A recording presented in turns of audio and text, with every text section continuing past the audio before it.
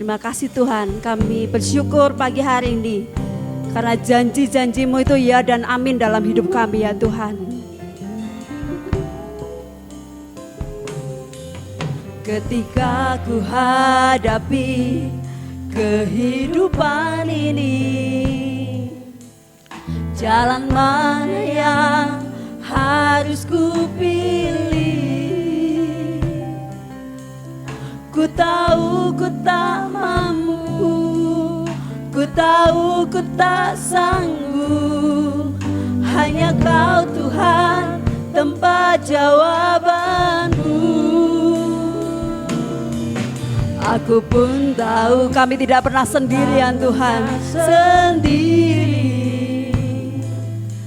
Sebab Engkau Allah yang menggendongku.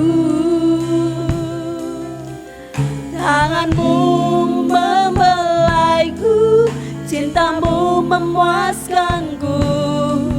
Kau mengangkatku ke tempat yang janji-Mu seperti fajar pagi hari. Janji-Mu seperti fajar pagi hari. Yang tiada tidak pernah terlambat dalam hidup kami Tuhan. Amin. Cinta-Mu seperti sungai yang mengalir, dan ku tahu betapa dalam kasih-Mu.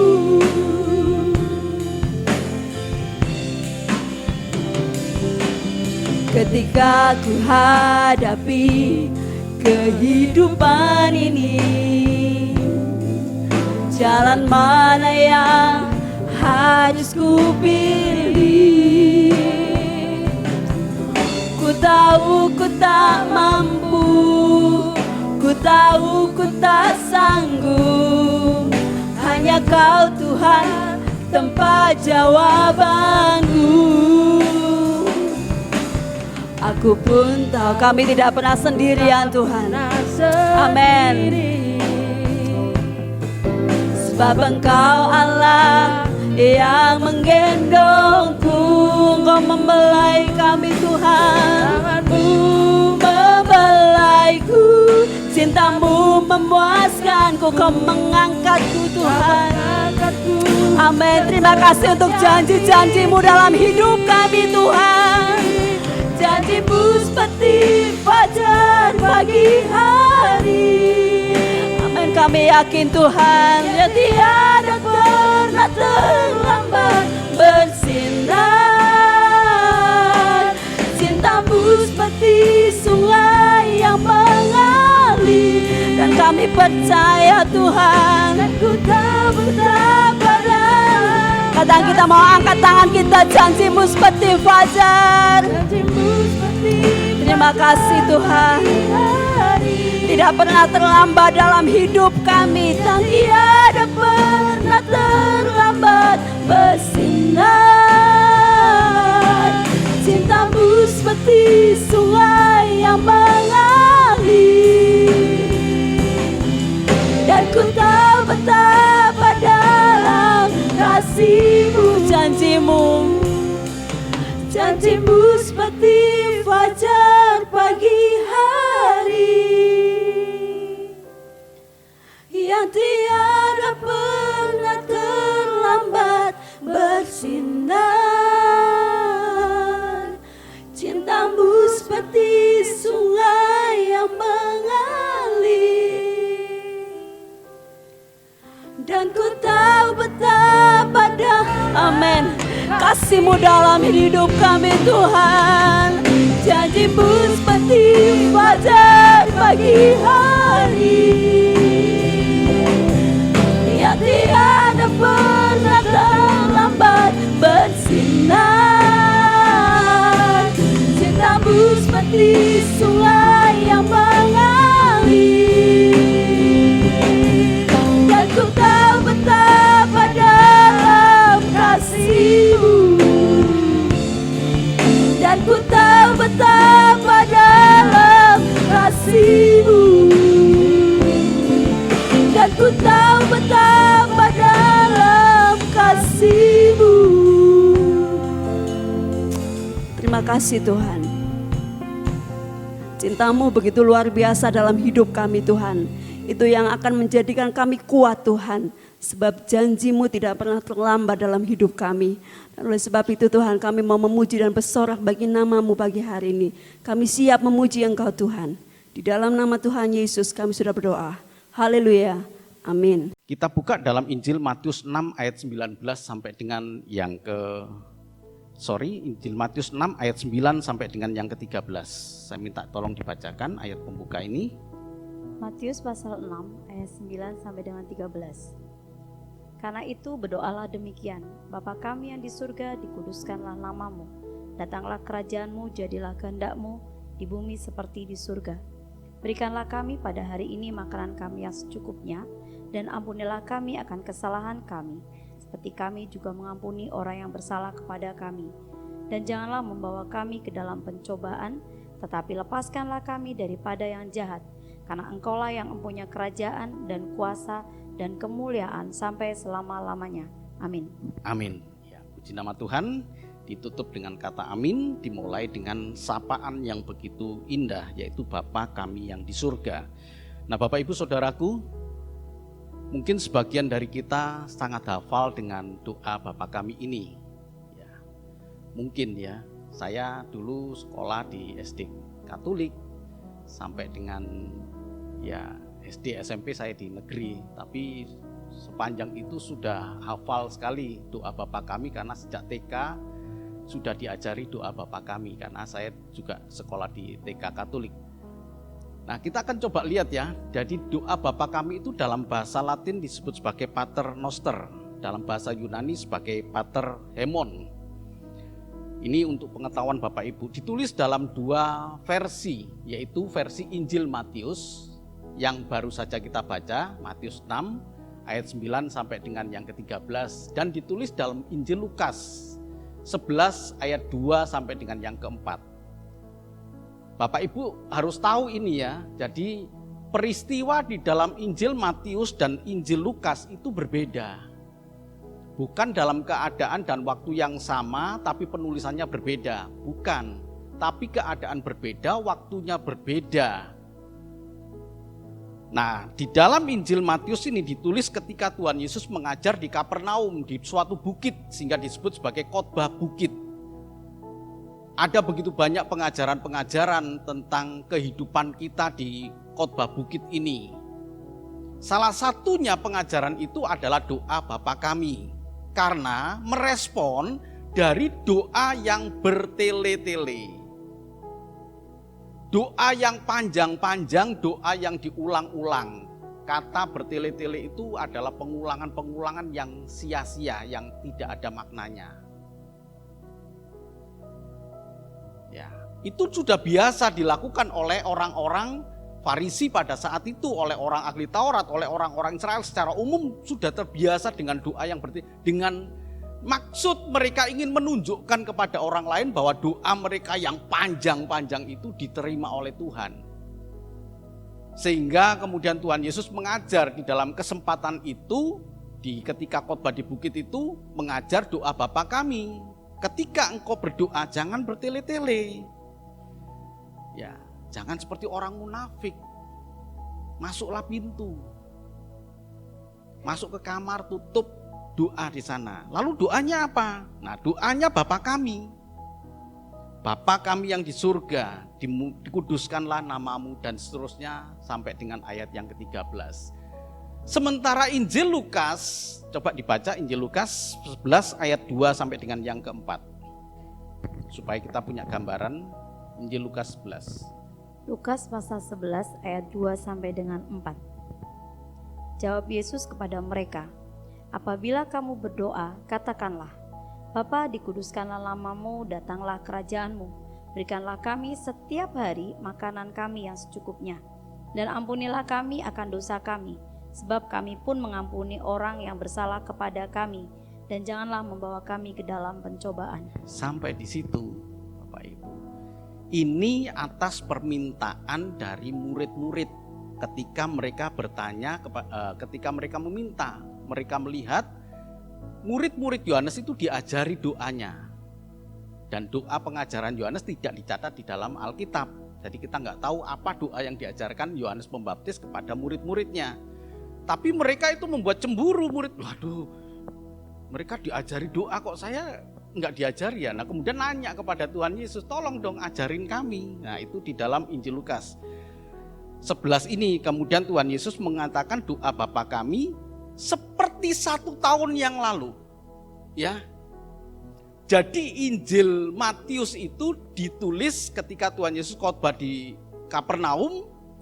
1 tahun berikutnya Tuhan Yesus berada di Betania dan kemudian melanjutkan perjalanan. Ini kan ceritanya setelah ketemu dengan Maria Marta kemudian melanjutkan perjalanan. Pada suatu kali ketika Tuhan Yesus berdoa.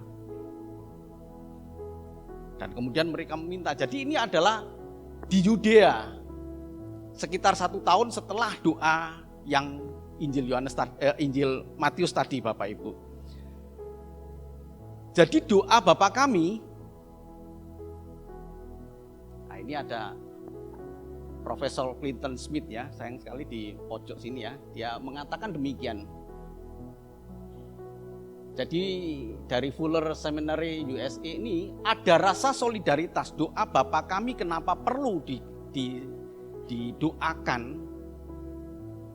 Ada rasa solidaritas mengetahui bahwa orang Kristen di seluruh dunia berdoa bersama.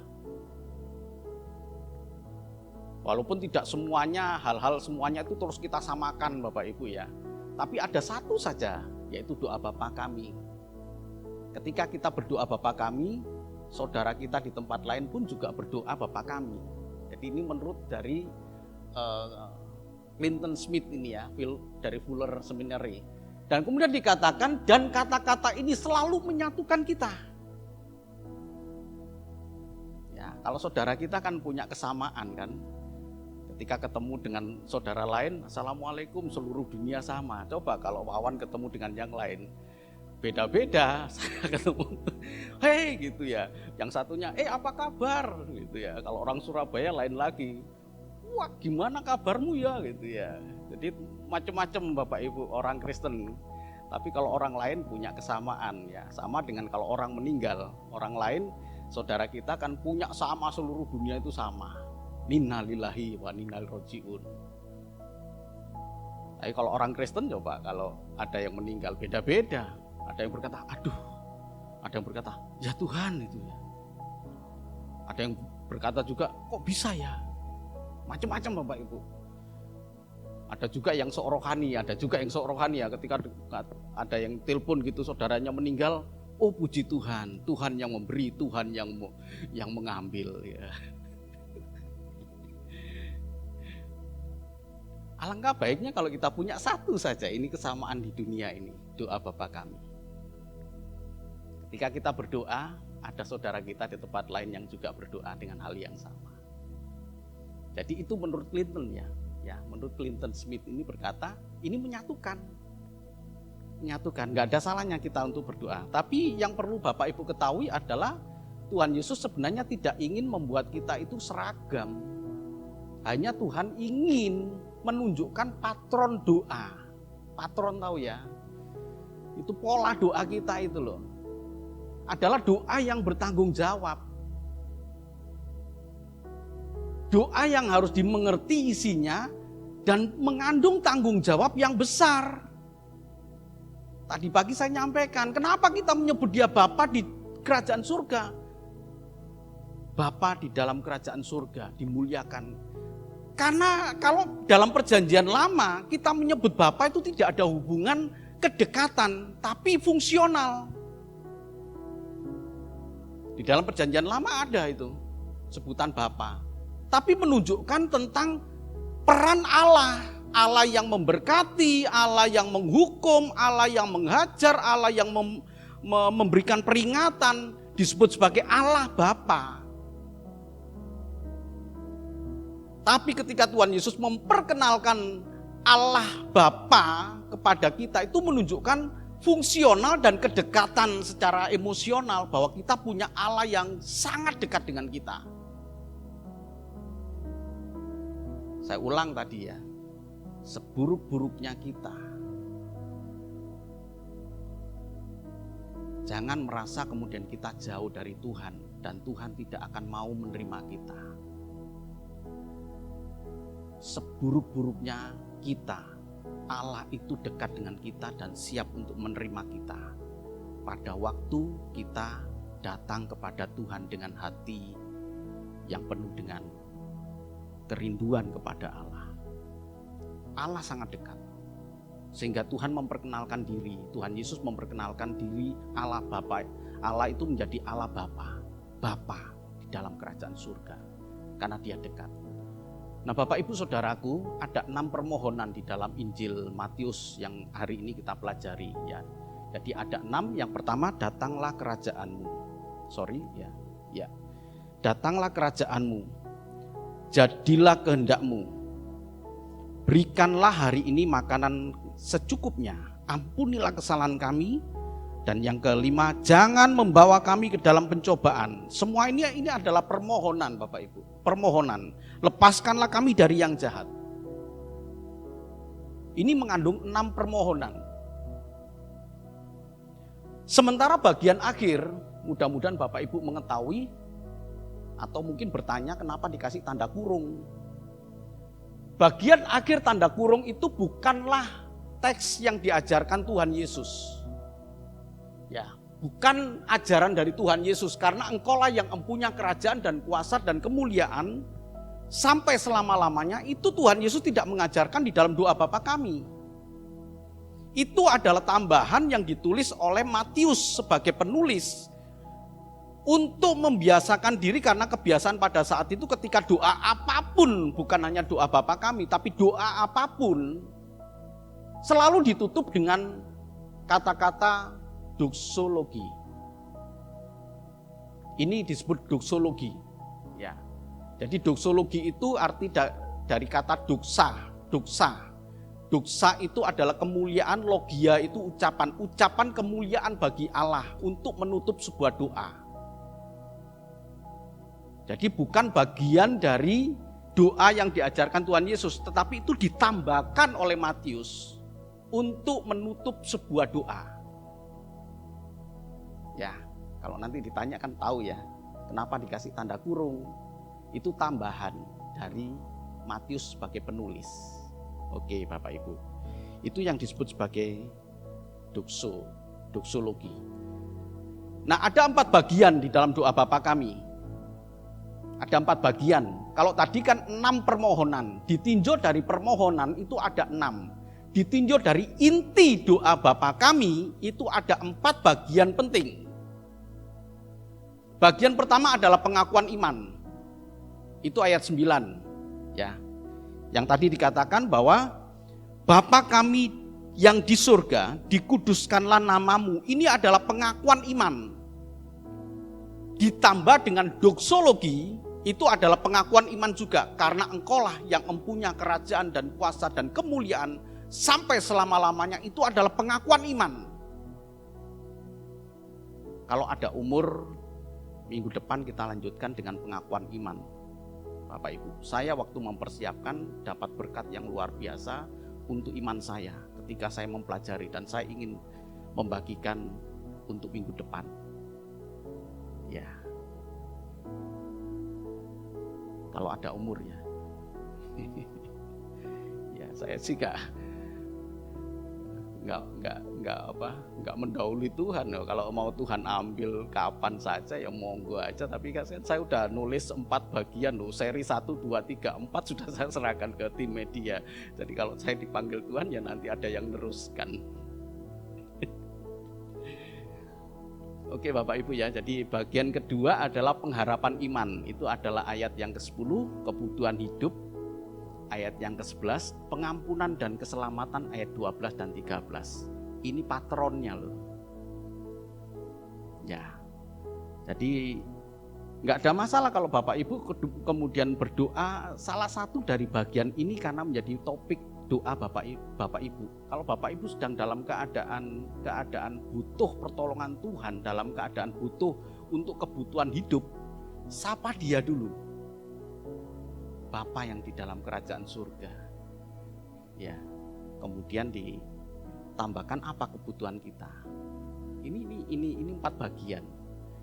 Lain bedanya dengan Petrus ya. Petrus ketika meminta kepada Tuhan Yesus, kalau engkau Tuhan, buatlah aku bisa berjalan di air itu. Kemudian Petrus, oh ya kata Tuhan Yesus, sini kamu jalan. Kemudian Petrus berjalan gitu ya.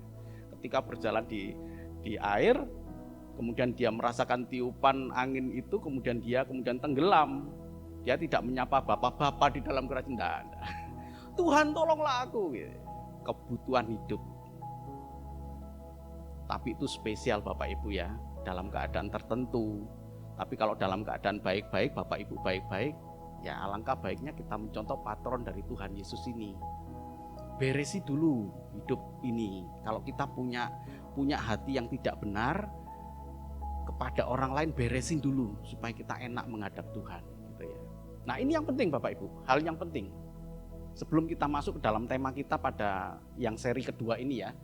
Jadi hal pengampunan dan keselamatan ayat 12 yang tadi kita baca ditegaskan kembali oleh Tuhan Yesus. Kenapa ditegaskan? Karena penting.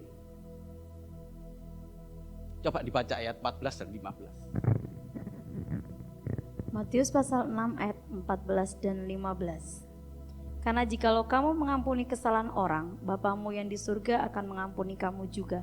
Tetapi jika kamu tidak mengampuni orang, Bapamu juga tidak akan mengampuni kesalahanmu. Ini bahaya Bapak Ibu. Ini menyangkut keselamatan kita loh. Saya ulang ya, ini bahaya, menyangkut keselamatan kita. Jangan dipuaskan kedagingan kita dengan memendam sesuatu kepahitan, kebencian. Bahkan kutuk, tahu kutuk ya? Kutuk itu gini, saya membenci Mbak Pipit. Saya puas kalau dia celaka, itu kutuk. Seneng kalau orang lain yang kita benci itu mengalami kecelakaan, mengalami kerugian, waduh senengnya minta ampun, kita ada di dalam kutuk. Dan gak bisa saya mengutik-ngutik ini ya, pernyataan Tuhan Yesus. Jika engkau tidak mengampuni kesalahan orang lain, Bapamu yang di surga tidak juga mengampuni engkau. Celaka kita. Akar kepahitan, kebencian, kita pendam. Sehingga perlu saya sampaikan, walaupun ini bukan bagian di dalam seri yang ingin saya bicarakan, tapi ini penting Bapak. Ketika kita disakiti oleh orang dekat, ketika kita disakiti oleh saudara, ketika kita disakiti oleh rekan, ketika kita disakiti oleh orang yang tidak kita kenal sekalipun, lepaskan pengampunan, lepaskan berkat. Pada saat itulah Tuhan juga melepaskan berkatnya atas kita. Saya tahu, saya yakin pasti ada di antara kita yang pernah mengalami disakiti. Entah dengan orang dekat, aduh nggak bisa.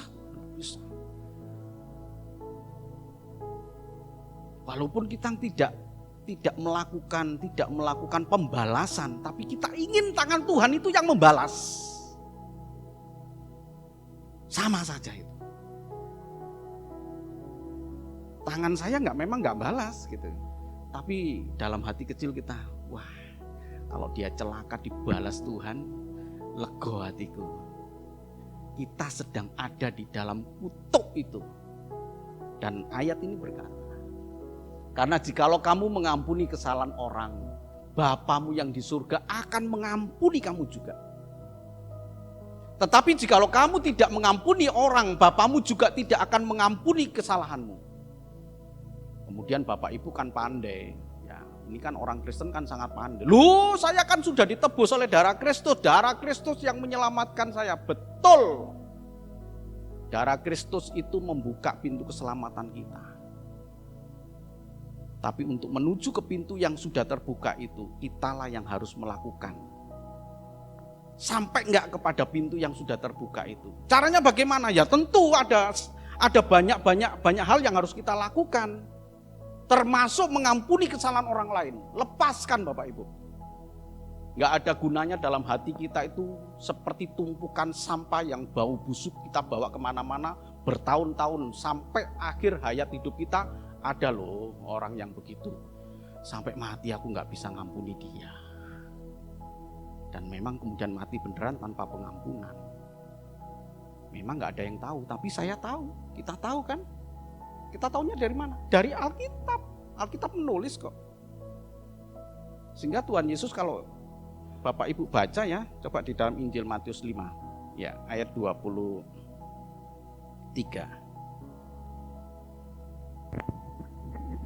Matius 5 ayat 23. Matius pasal 5 ayat 23. Sebab itu jika engkau mempersembahkan persembahanmu di atas mezbah dan engkau teringat akan sesuatu yang ada dalam hati saudaramu terhadap engkau, tinggalkanlah persembahanmu di depan mezbah itu dan pergilah berdamai dahulu dengan saudaramu, lalu kembali untuk mempersembahkan persembahanmu itu. Iya, sampai situ aja. Ini kan ajaran Tuhan Yesus memang unggul Bapak Ibu ya. Waduh, ajarannya itu high quality. Bukan second grade, tapi high quality. Ya. Lepaskan. Kalau ada kebencian, kalau ada kesalahan, kalau ada begitu kita ingat. Ya, memang ini kan mau mempersembahkan korban kemudian ingat, ya tinggalkan aja. Artinya berdamai itu jauh lebih baik daripada beribadah. Tapi bukan berarti kemudian meninggalkan ibadah. Datang lagi ke ibadah setelah kita berdamai. Supaya beres. Bapamu di surga akan mengampuni. Bapamu yang di surga akan memberkati. Pada waktu kita melepaskan berkat, itu yang dimaksud dengan apa yang kau lepaskan, engkau ikat di dunia ini akan terikat dan terlepas di surga. Oke Bapak Ibu ya, kita akan belajar mengenai dikuduskanlah namamu bagian yang kedua ini. Bagian yang pertama tadi saya berbicara di pagi hari, Bapa kami yang di surga. Itu berbicara tentang sebutan Bapa. Ya, saya sekedar mengulang supaya Bapak Ibu tidak ketinggalan. Sebutan Bapa itu mengandung satu konsekuensi. Jadi kalau kita berdoa Bapa kami, kita tahu bahwa Allah itu dekat. Tidak ada Bapa seperti saya yang tidak pernah mengajar anaknya. Ketika anak saya salah, pasti saya hajar. Tapi ketika anak saya salah dan kemudian saya biarkan, saya menjadi Bapa yang membuat anak saya jatuh ke dalam dosa yang lebih berat lagi. Sama seperti Bapa. Jadi pada waktu kita berdoa Bapa kami yang di surga, kita tahu apapun yang Tuhan perbuat, Tuhan hajar saya, haleluya puji Tuhan, terima ajaran Tuhan. Andai kata Tuhan izinkan keadaan yang tidak baik dalam hidup kita, walaupun kita hidup benar, terima itu. Karena banyak yang protes ke Allah. Akhirnya mundur dari Tuhan. Karena dia hanya bisa tahu sebutan Bapa kami, tapi tidak memahami konsekuensi Bapa yang punya fungsional, punya peran. Itu dalam perjanjian lama. Dalam perjanjian baru ada peran ditambah dengan kedekatan. Dia hanya sejauh doa. Saat kita panggil tanpa berucap pun dia sudah ada dekat kita dan memberikan damai sejahtera yang luar biasa indah dalam hidup kita. Mungkin Bapak Ibu tidak bisa berkata-kata, tapi dalam hati Bapa di dalam kerajaan surga. Dan dia dengar. Oke Bapak Ibu ya, dikuduskanlah namamu adalah memberi penghormatan akan nama Allah yang melekat pada diri seseorang.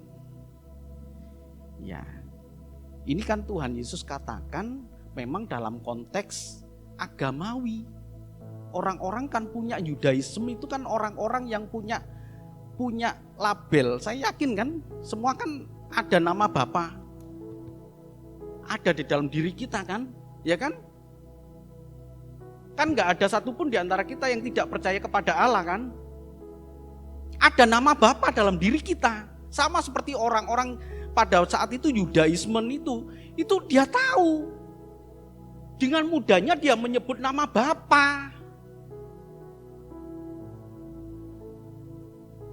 kalau kita menyapa dengan nama Bapa itu artinya memberikan penghormatan. Suka nonton itu enggak? Suka nonton apa, patroli atau apa itu yang di TV itu? Orang-orang yang mabuk, yang apa itu, yang 86 itu, apa itu yang malam-malam kemudian dikurutu, kemudian ditangkepin gitu, kemudian diperiksa sepeda motornya, ternyata ada minuman, ada senjata tajam. Apa yang dikatakan kebanyakan orang? Demi Allah Pak, bukan saya Pak, demi Allah. Saya nggak tahu loh Pak, bukan saya, demi Allah. Nyebut nama Tuhan dengan sia-sia. Itu ya, kalau sekarang nama Allah itu ada dalam hidup kita gitu loh. Nama Allah itu ada dalam diri kita ini Bapak Ibu. Kemudian kita berdoa. Ya saya penuh agak khawatir juga ya setelah penjelasan ini, nanti doa Bapa kami di akhir dari ibadah ini. Kalau gitu saya nggak doa Bapa kami deh. Jadi nanti nggak usah takut Bapak Ibu. Tapi kita perbaiki itu menjadi satu konsekuensi hidup kita. Saya punya Bapa yang sangat peduli. Andai kata Tuhan mengajar, haleluya, saya terima pengajaran Tuhan. Dan sekarang saya menyebut dia, dikuduskanlah namamu. Artinya nama Tuhan itu kudus dalam hidup kita. Kalau nama Tuhan itu kudus dalam hidup kita, konsekuensinya apa hidup kita ini? Ya kudus. Hidup benar. Gak mungkin kita yang ada nama Allah Bapa, kita ada di meja judi, cepet dalam nama Yesus.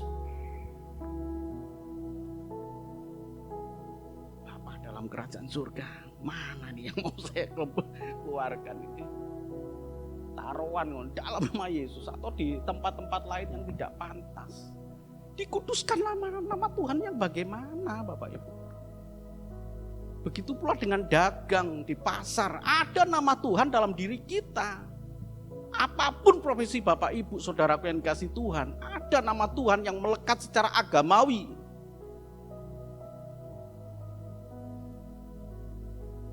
Karena kita juragan gitu ya, karena kita juragan, wah, bawaan kita salah sedikit aja ngomelnya nggak karuan karena kita merasa sudah bayar dialah. Dikuduskan nama Tuhan yang bagaimana gitu loh.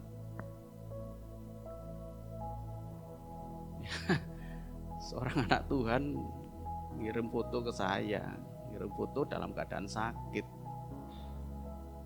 Pendeta, saya sakit. Saya buka fotonya, oh iya, foto. Tapi lucunya Bapak Ibu, foto itu 4 bulan yang lalu sudah dikirim ke saya. Kamu sakit tapi ngirim foto 4 bulan yang lalu. Kamu sakit apa sehat ini? Aduh, nama Tuhan dibawa ke bawah itu loh. Kita memberi hormat kepada Allah. Amin Bapak Ibu. Nah, sepi kan? Amin Bapak Ibu, sepi. Dikuduskanlah namamu. Ya. Karena melekat loh ini. Nama Bapa itu melekat. Ya.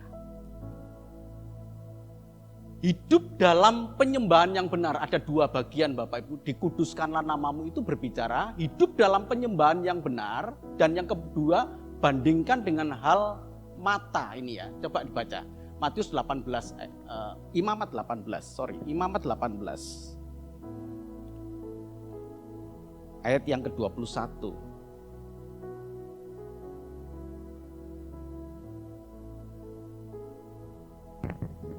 Imamat pasal 18 ayat 21. Imamat pasal 18 ayat 21, demikian bunyi firman Tuhan. Janganlah kau serahkan seorang dari anak-anakmu untuk dipersembahkan kepada Molok, supaya jangan engkau melanggar kekudusan nama Allahmu. Akulah Tuhan. Akulah Tuhan. Ya, pada saat itu mereka dengan mudahnya melanggar nama Allah, kekudusan nama Allah dengan mempersembahkan persembahan-persembahan kepada dewa Molok, dewa matahari, anaknya itu dipersembahkan, dijadikan tumbal. Untuk apa? Tentu untuk mendapatkan berkat yang lebih lagi. Dan Tuhan kemudian menegur, itu kekudusanku dilanggar. Kita tidak seperti itu, tapi kita punya Allah yang lain. Kalau orang Israel punya Allah lain yang bernama Molok dan melanggar kekudusan Tuhan. Kalau kita yang sekarang tentu tidak punya nama Molok, nggak punya, tapi kita punya mata yang membuat kita itu melanggar kekudusan Allah. Ya ini, ayo kita bandingkan Matius 6 ayat 22 sampai dengan 24. Silakan dibaca. Matius pasal 6 ayat 22 sampai dengan 24. Demikian bunyi firman Tuhan. Mata adalah pelita tubuh. Jika matamu baik, teranglah seluruh tubuhmu. Jika matamu jahat, gelaplah seluruh tubuhmu. Jadi jika terang yang ada padamu gelap, betapa gelapnya kegelapan itu. Tak seorang pun dapat mengabdi kepada Tuhan. Tak seorang pun dapat mengabdi kepada dua tuan. Karena jika demikian, ia akan membenci yang seorang dan mengasihi yang lain, atau ia akan setia kepada yang seorang dan tidak mengindahkan yang lain. Kamu tidak dapat mengabdi kepada Allah dan kepada Mamon. Sama kan dengan yang tadi kan? Jangan dianggap bahwa orang Israel itu meninggalkan Allah kemudian ke Mamon. Enggak. Dua Bapak Ibu. Ke Molok. Enggak. Bukan terus meninggalkan Allah kemudian menyembah. Enggak. Sinkritisme dia itu. Penggabungan. Hari-hari tertentu dia menyembah kepada Molok. Hari-hari berikutnya dia menyembah kepada Allah yang mereka sembah. Yang melepaskan mereka dari Mesir menuju pada tanah yang dijanjikan Tuhan. Jadi kalau kita ingin mengatakan dikuduskanlah nama Tuhan, kita ingin mengkuduskan nama Tuhan dalam kehidupan kita dalam penyembahan yang benar. Yang benar. Sopo? Ya Allah. Jangan yang lain. Kan kemudian dikatakan di dalam ilustrasi tadi, Matius 6 tadi dikatakan mata. Kalau mata kita gelap, akhirnya kemudian kegelapan mata itu membuat kita kepada cinta dunia. Di satu sisi kita tidak melepaskan Allah, di satu sisi kita juga menyembah kepada Mamon. Nah, Mamon itu ini bahasa Aram, ini Mamon itu artinya uang atau harta. Pelanggaran kekudusan nama Allah di dalam kehidupan kita karena kita punya Allah, kita punya Mamon. Kalau orang Israel punya Allah, punya Molok. Sama enggak? Sama enggak Bapak Ibu? Podo ya, sami mawon ya. Kita kan tentu enggak punya Molok, enggak punya. Kita enggak mempersembahkan anak gitu, enggak. Tapi mata kita buta ini. Jadi persahabatan dengan dunia ini dikatakan oleh Yakobus 4 ayat yang keempat, itu adalah permusuhan dengan Allah. Kita tidak mengkuduskan nama Tuhan.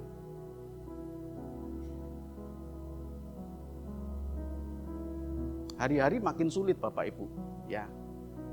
Ini satu tantangan hidup kita. Hari-hari akan semakin sulit Bapak Ibu. Sangat sulit, akan semakin sulit. Dan itu menjadi suatu ujian iman percaya kita. Apakah kita hanya terpaut kepada Allah, atau kita ini gini Bapak Ibu ya. Mamon itu kan harta, Mamon itu adalah uang, harta mewakili uang gitu ya. Kemudian kita itu merasakan sukacita yang besar kalau kita punya uang. Walaupun tanpa Allah. Nah itu. Gak peduli dengan Allah. Bukan berarti kita gak boleh mengejar uang. Silakan mengejar uang, silakan Bapak Ibu, silakan. Tapi uang yang kita pakai itu adalah untuk mempergunakan Mamon demi kebaikan. Ini loh. Kemudian Tuhan Yesus berkata dalam Injil Lukas 19 ayat yang ke-6, ikatlah persahabatan dengan Mamon yang tidak jujur. Ya kalau saya nggak bisa lama-lama ya, tapi gini singkatnya.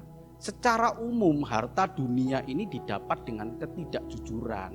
Pada saat itu Tuhan Yesus, kalau lihat konteksnya ya, Jadi ikatlah dengan persahabatan dengan apa yang kamu dapat untuk kebaikan orang.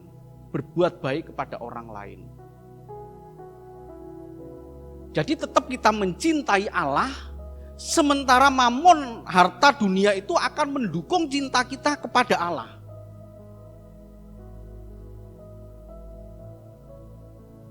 Kalau enggak, kita tidak bisa mengkuduskan nama Tuhan, Bapak Ibu. Ya, jangan korbankan iman kita hanya untuk duniawi yang sesaat. Tuhan Yesus sudah mengingatkan, andai kata kita memperoleh dunia ini, semuanya kita peroleh, apa artinya kalau kita kehilangan nyawa? Tetapi kalau kita mempergunakan, mengagungkan nama Tuhan, mencintai Allah dalam kehidupan kita ini, firman Tuhan katakan, kamu akan memperoleh semuanya. Apa yang kita inginkan, Tuhan akan beri. Apa yang menjadi kebutuhan hidup kita, Tuhan tidak akan pernah mempermalukan kita, Bapak Ibu. Ya. Jadi jangan menyembah Allah dan mamon. Sembahlah Allah. Mamon akan mengikuti kita dan akan kita pergunakan untuk kemuliaan nama Tuhan. Mungkin Bapak Ibu enak banget ya ngomongnya ya. Melakoninya ini loh. Ya habis gimana Bapak Ibu ya. Memang itu kok, memang gak bisa ditawar-tawar. Jadi kalau kita mengatakan dikuduskanlah namamu, nama Allah sudah melekat dalam hidup kita. Betul-betul hidup dalam kebenaran, dalam dagang yang benar, dalam pelayanan yang benar, dalam kehidupan yang benar, apapun profesi kita benar hidup dalam Tuhan. Saat kita jauh dari Tuhan, melanggar kekudusan nama Tuhan, kita akan mengalami penderitaan yang tidak pernah habis sebelum kita bertobat. Orang percaya adalah kumpulan di mana nama Allah yang dikuduskan. Jadi orang percaya adalah kumpulan orang di mana nama Allah dikuduskan. Maka pelanggaran kekudusan nama Allah ketika dinajiskan melalui sikap hidupnya. Jadi yang dimaksud dengan orang percaya itu adalah kumpulan dari kita. Ini orang percaya. Yang nama Allah ada di situ. Yeskiel 36 ayat 20 sampai dengan 23. Yeskiel pasal 36 ayat 20 sampai dengan 23. Demikian bunyi firman Tuhan. Di mana saja mereka datang di tengah bangsa-bangsa, mereka menajiskan namaku yang kudus. Dalam hal orang menyindir mereka, katanya mereka umat Tuhan, tetapi mereka harus keluar dari tanahnya. Aku merasa sakit hati karena namaku yang kudus yang dinajiskan oleh kaum Israel di tengah bangsa-bangsa di mana mereka datang. Oleh karena itu katakanlah kepada kaum Israel, beginilah firman Tuhan Allah, bukan karena kamu aku bertindak hai kaum Israel, tetapi karena namaku yang kudus yang kamu najiskan di tengah-tengah bangsa-bangsa di mana kamu datang. Aku akan menguduskan namaku yang besar yang sudah dinajiskan di tengah bangsa-bangsa dan yang kamu najiskan di tengah-tengah mereka. Dan bangsa-bangsa akan mengetahui bahwa akulah Tuhan. Demikianlah firman Tuhan Allah, manakala aku menunjukkan kekudusanku kepadamu di hadapan bangsa-bangsa. Amin. Ya Bapak Ibu Saudaraku, ini adalah satu kisah bagaimana Tuhan merasa sakit hati ini ya. Jadi yang perlu kita pelajari pada Yeskiel ini ada kata-kata sakit hati. Aku merasa sakit hati karena namaku yang kudus dinajiskan oleh kaum Israel di tengah bangsa-bangsa di mana mereka datang. Sudah bangsa kecil di tengah bangsa-bangsa, nama Allah tidak dikuduskan. Dan Tuhan katakan, aku sakit hati. Sakitnya di mana? Di sini sakitnya. Sakitnya tuh di sini gitu ya. Sakit hati Tuhan ketika nama Tuhan yang kudus dinajiskan. Sama seperti kita ini domba-domba Bapak Ibu, yang kumpulan kecil gitu. Kita berada di dalam satu lingkungan.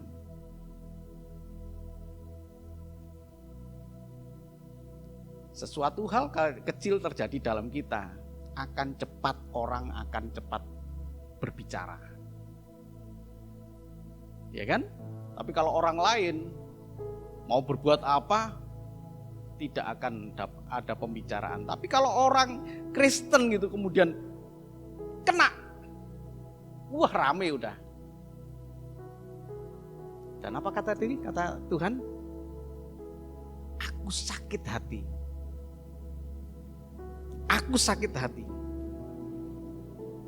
Karena namaku yang kudus dinajiskan oleh kaum Israel di tengah bangsa-bangsa. Dalam kehidupan kita, aku sakit hati karena namaku yang kudus tidak dihormati oleh orang-orang Kristen ini. Sudah kumpulan kecil, menjadi sorotan mata. Seperti kita itu pakai baju putih kan, ya. Jadi kalau ada noda sedikit saja, tahu.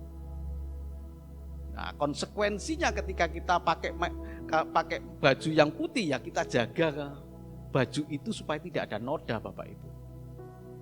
Disitulah kita memberikan penghormatan kepada Tuhan. Jadi kalau kita berdoa Bapa kami yang di surga, dikuduskanlah namamu, bukan berarti nama Tuhan itu kurang kudus sehingga kita mengkuduskan nama Tuhan. Tapi dikuduskanlah nama Tuhan artinya namamu yang kudus itu tinggal dalam kehidupanku, dan sekarang aku mau mengkuduskan nama Engkau lewat kehidupan kita ini. Tuhan memberkati. Amin.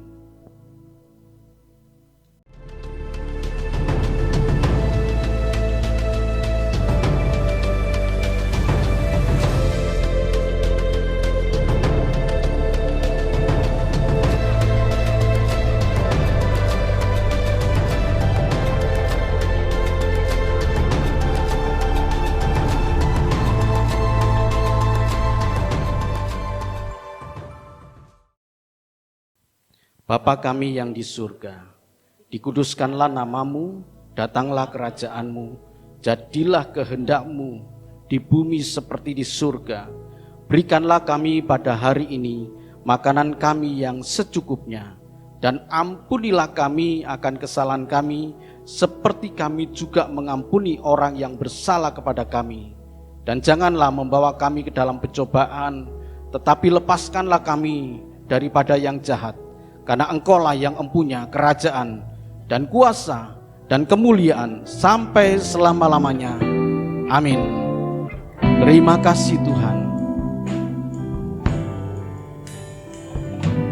Terima kasih Tuhan.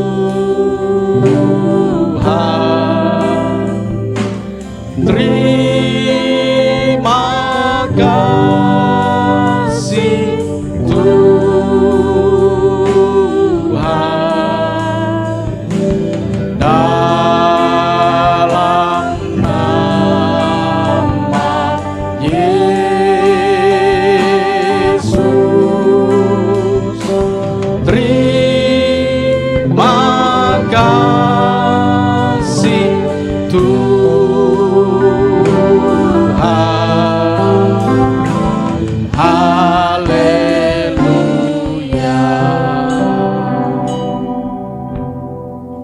Bapa di dalam kerajaan surga, hati kami melimpah dengan ucapan syukur oleh karena lawatan-Mu, oleh karena kebaikan-Mu, dan oleh karena didikan-Mu Tuhan, teguran-Mu, kasih-Mu Tuhan kepada kami semua Tuhan.